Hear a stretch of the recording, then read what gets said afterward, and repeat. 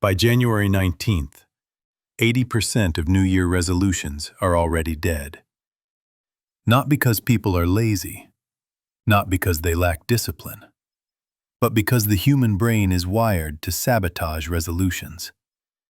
And once you understand why, you'll never make goals the same way again. This video isn't about motivation, it's about psychology. Section 1. The January Illusion. Every new year starts with the same lie. This year will be different. Psychologists call this the fresh start effect. The brain loves clean dates, new calendars, symbolic resets. January 1st feels powerful. But here's the problem. Time changed. You didn't. Your habits, environment, stress, identity, all stayed the same. The brain mistakes hope for change. That's why gym memberships spike in January and disappear by February. Not because people quit, because nothing underneath actually shifted. Section 2. Your brain hates big promises. Most resolutions sound like this. I'll wake up at 5 a.m. I'll stop procrastinating. I'll become disciplined.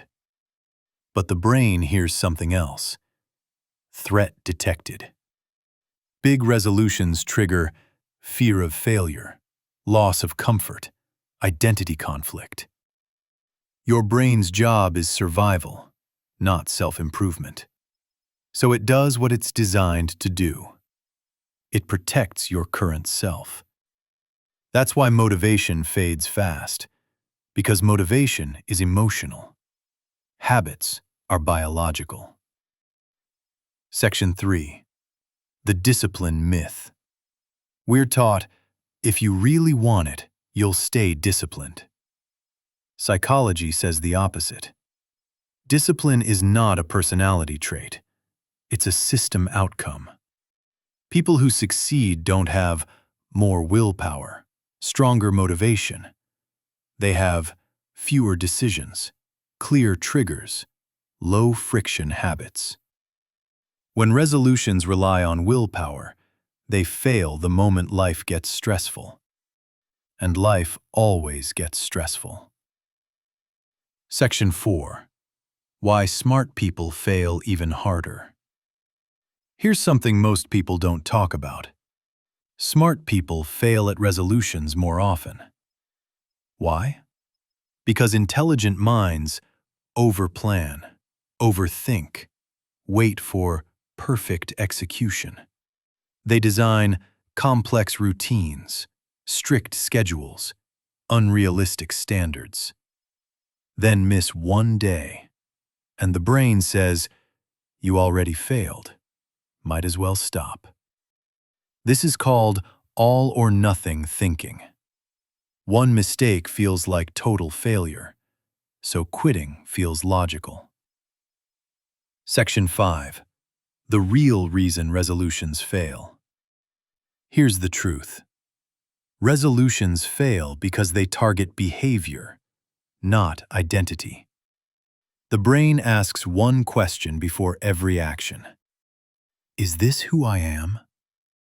If your identity says, I'm not a morning person, I always procrastinate, I struggle with consistency, no goal will survive that belief. Behavior follows identity, not the other way around. Section 6. What actually works? So what works instead? Psychology suggests 3 shifts. 1. Shrink the goal. Not, I'll work out every day, but I'll show up for 2 minutes. Small habits bypass resistance. 2. Change the environment. Don't rely on self-control. Make the bad habit harder. Make the good habit obvious.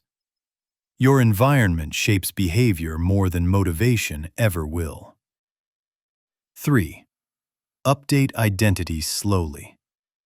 Instead of, I want to be disciplined, say, I'm becoming someone who keeps small promises.